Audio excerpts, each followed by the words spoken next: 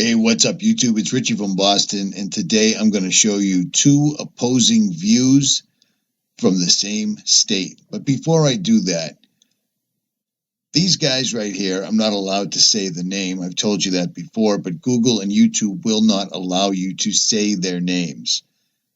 I use this stuff. Non-GMO, no herbicides, lab-tested, natural flavors. This is the stuff right here that I use, and I also use this because it's a better alternative than taking sleeping pills or antihistamines to put yourself to sleep. And if you use this now or you want to try using it, you can use this coupon code to save 25% off for their Black Friday sale. It's pretty badass. The code is R25. You save 25% off. Links will be in the description.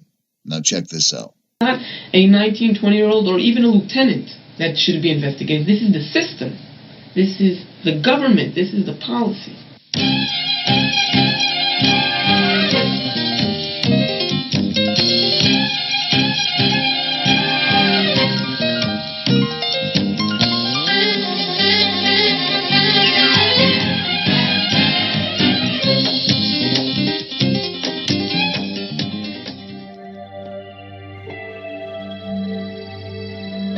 Alternate Focus interviews 𝗡cie𝘃𝗲𝗺𝗯𝗲𝗿 and 𝗦𝗵𝗵𝗿𝗃𝗲𝗺𝗃, both veterans of the Israeli Defense Forces. All young Israelis, male and female, with few exceptions, are required to serve 2 to 3 years of active military duty in the Israeli Defense Forces. Sharon and Kayut served during the Second Intifada, a 4-year-long bloodbath that claimed the lives of over 3,000 Palestinians and 950 Israelis.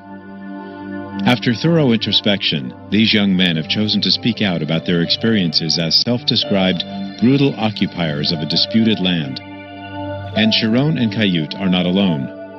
They are members of a new forum for young Israeli Defense Forces veterans called Breaking the Silence. Now a worldwide exhibition, Breaking the Silence features photo and art displays and live speeches. Now, Sharon and Kayut share their stories.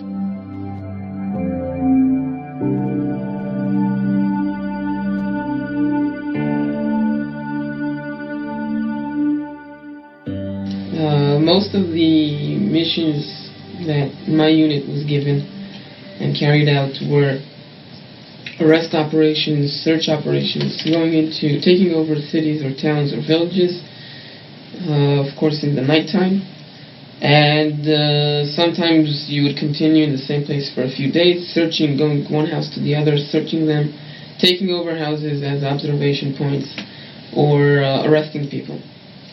And that's your routine. My routine was, or our routine was, that we never knew where we're going to be from one minute to the other. One night we could be in Nablus, the next night we could be in Gaza, the next night we could be in Hebron. And at a certain point you just lose track of where you are, who you are, and what you're doing, because you disrupt people's lives on a daily basis. And for me that was the most I think when I look at it today, when I reflect on it today, as someone who couldn't do that during your service, because you can't really, you live in a, denial way of life where you can't look at what you're doing, you can't really reflect on it. But when I reflect on it today from this perspective, I can say that that was probably for me the deepest example of corruption. Not the extreme cases where there was shooting or stuff like that, but just thinking that there were hundreds of thousands of families that couldn't have one peaceful night of sleep in their homes. I mean, who in today in the USA, in Israel, and anywhere else would be willing to live like that? Not knowing if at 2 o'clock in the morning 20 soldiers will take over your house for a week. Not knowing, sitting in your living room and suddenly hearing smashing on the wall, and there is a hole in the wall, and suddenly 20 soldiers come to visit. And for me that was routine. In newspaper I saw just an article about confiscation, car keys confiscation. When you detain car to enforce curfew, when you detain cars because they just past the line, that close to a checkpoint, whatever. And it's not the article and the soldier that brought out more or less 100 car keys and brought it to the press, but the response of the spokesman, of the IDF, the spokesman of the IDF, that said, this is an extreme case, a rotten apple, it will be checked, examined, and won't happen again. And now, I gave the order to take Palestinian car keys and to detain cars, hundreds of them, in my unit.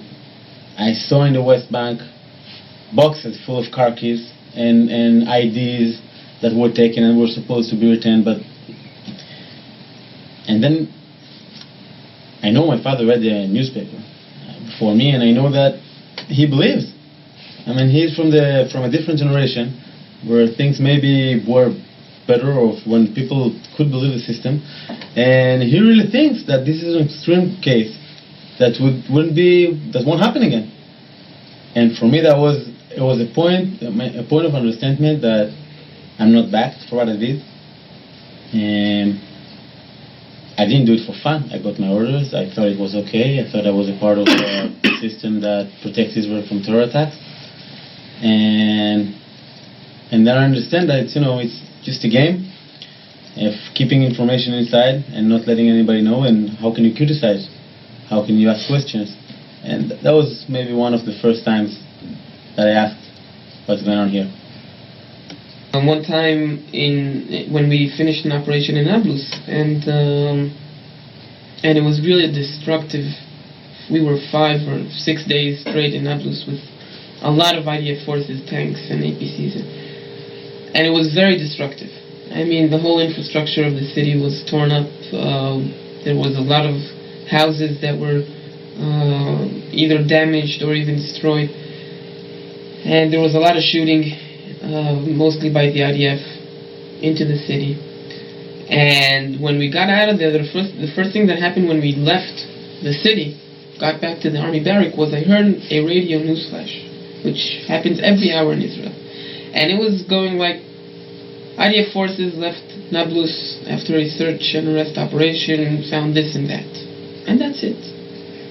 And I think that even then, I suddenly realized my parents are now sitting at home, they're listening to the radio, and they're sure that here we are, their heroes, their son, they sent, found weapons and ammunition and did this and that and so important things to defend this country, but they don't know the truth. They don't know that 99% of what we did there was destroy people's property, destroy their lives, but no one told them that. And I think, like Noam, when he just realized what where the truth is and where it's going, today I can say that was one time that I really started to think of how the reality is being kept, under the surface, hidden from the public. You hear the radio or news and TV saying IDF forces returned fire to sources of fire. Now you know that we were shooting everywhere. You know that there is no such thing in daylight, sources of fire in urban areas, and in nighttime. You know that you can't really, from a barrack far away, you can't really see most of the time the exact place you're shooting in, and that sources of fire, which as a soldier you know that it's just a title, good for the news, but and this dissonance, we didn't hear it while serving. I want to give you one example of something that we've exposed also in the press in Israel and in foreign press a few months ago about a revenge attack that was launched by the IDF after one night in February 2002, two terrorists from the Islamic Jihad attacked an IDF checkpoint and killed 6 IDF soldiers.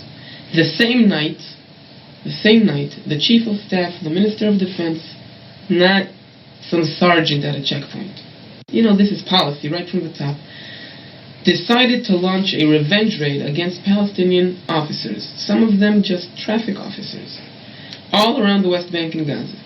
The next day, 15 Palestinian officers were dead, reported dead.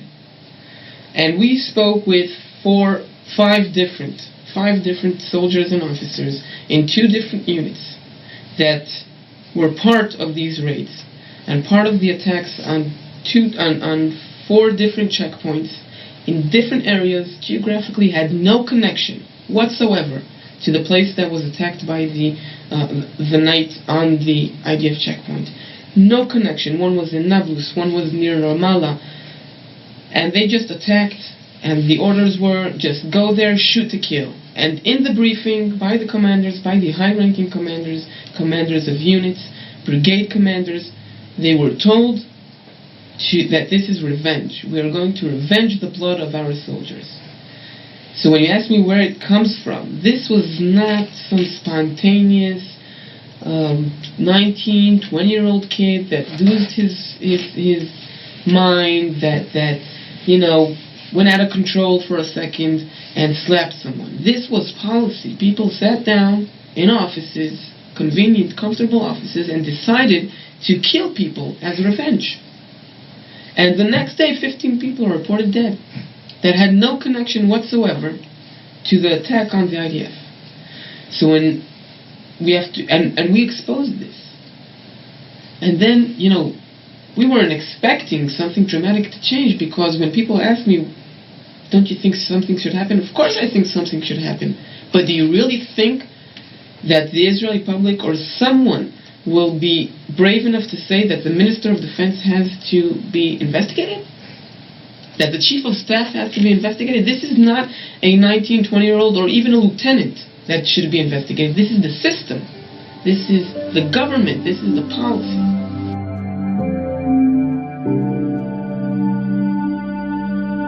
The story behind Breaking the Silence and what it's trying to do is that one day in March 2004, a young guy, a month before his discharge,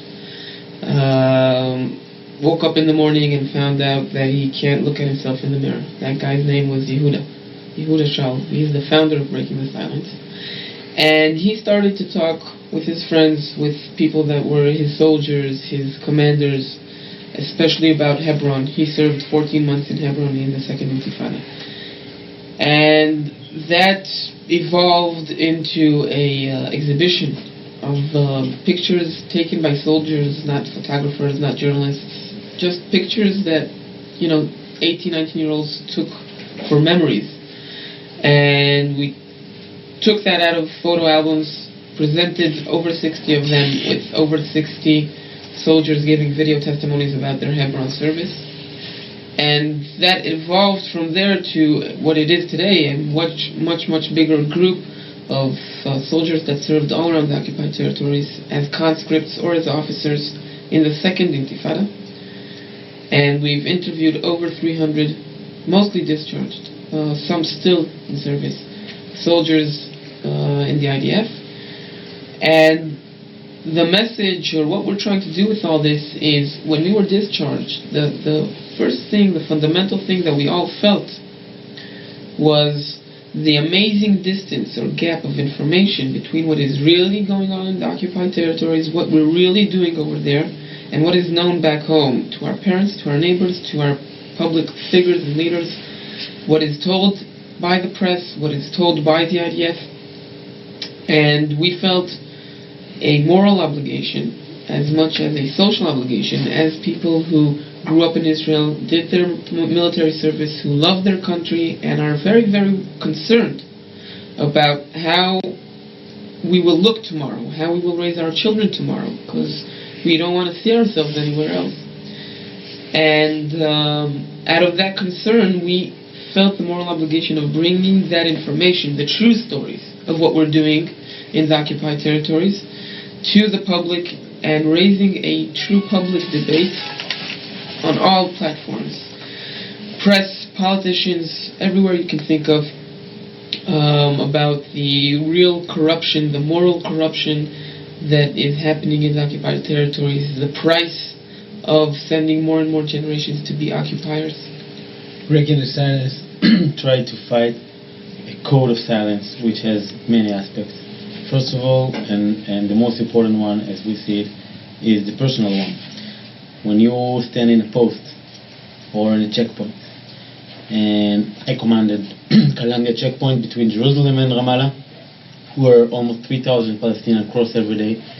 And your job, even if you don't want to do it, you stop people from living the life that they should have. You take their freedom to go to work, you take their freedom to go to university, and many times, even if you don't want to do it, you humiliate people, you make them stand in line for hours, and when you go back home after a month of doing it, you have a weekend break, you don't come home to your girlfriend or to your mother and say, hey, the day before yesterday I saw somebody more or less your age, mommy, and I let her wait in the sun for 5 hours because I didn't have a permission to let her pass. I mean, that daily life of occupation, of controlling people, is the first aspect of the silence code. Breaking the silence is a personal process. It's something, first of all, it's not an easy thing to look at yourself in the mirror and see what you really have done, and the other side, it's a very good feeling to feel a hero, to talk about the fights, the times that you were fighting terrorists and that you saw them, but realizing the damage for the population, realize the hatred that you've created is a hard thing. And when we call people friends, when we have telephones from units in the army and we start calling to people, most of them say, you know, we kind of agree with what you're doing, some agree more, some less, but leave me alone. I mean, I've served, I've done it, I've left the country for a year to forget about it, I'm back here, just let go. And so it's not that easy to get people to talk, even if they agree with the total idea. But as Avichai said, we've interviewed over 300 soldiers, and you need to understand that's not a 1 hour interview, it's or TV interview. Someone tells you about 2 years or 3 years out of his life. It's important to understand the two different aspects or two different types of testimonies that we've collected until now. In the first few months, most of the testimonies that we exposed were testimonies on the routine, daily brutality and individual or group corruption that happens, humiliation, abuse, theft, looting, things that for Israelis mostly, but I think for any person that wants to deny, can say rotten apples, extreme cases, people that broke the law, broke regulations, and should be convicted or prosecuted. And it sometimes doesn't even matter that you tell them, well, these are stories about units, about hundreds or thousands of soldiers. And that was something that we were exposing for a long time. And the last campaign that we did was a massive collection of testimonies on policies, procedures, orders, things that can't be very easily swept under the rug and called rotten apples, because they are the system. And the main issue that we were addressing in this campaign were the rules of engagement. The rules of engagement in Israel are classified. In this intifada are not even written down, even though in past times the IDF used to issue or distribute pocketbooks with the rules of engagement in the occupied territories to every conscript and reservist. In this intifada, not only didn't they distribute this, it is all passed down orally. There is no document written down that is passed down to the officers in the field or the soldiers.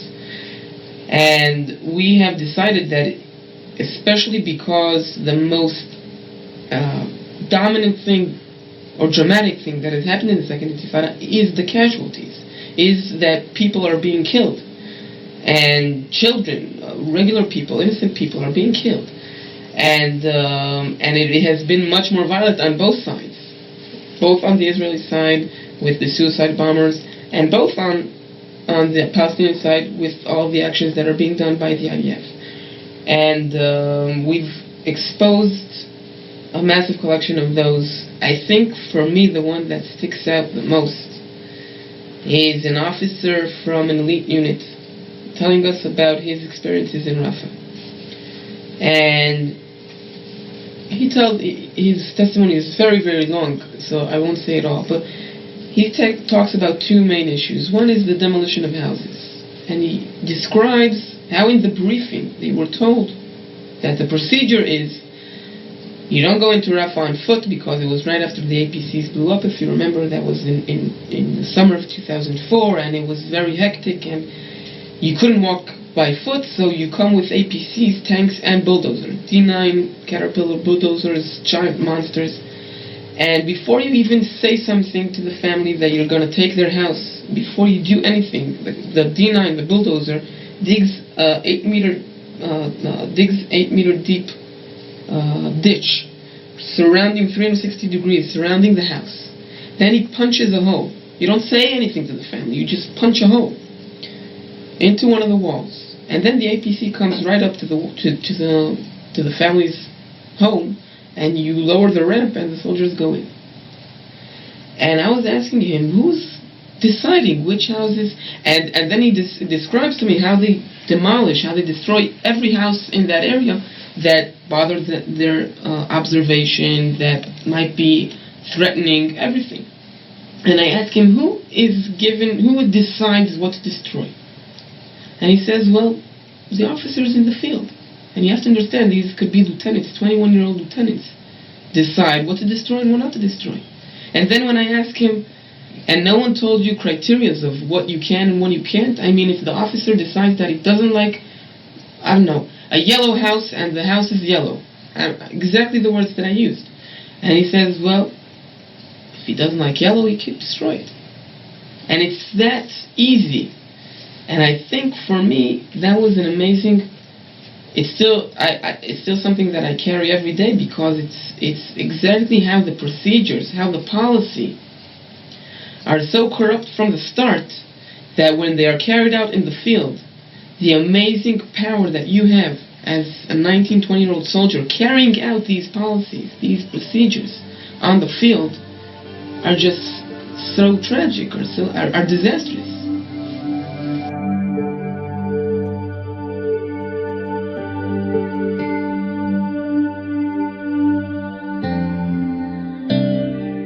First, I'll quote my Ministry of Foreign Affairs of Israel, that said that the public opinion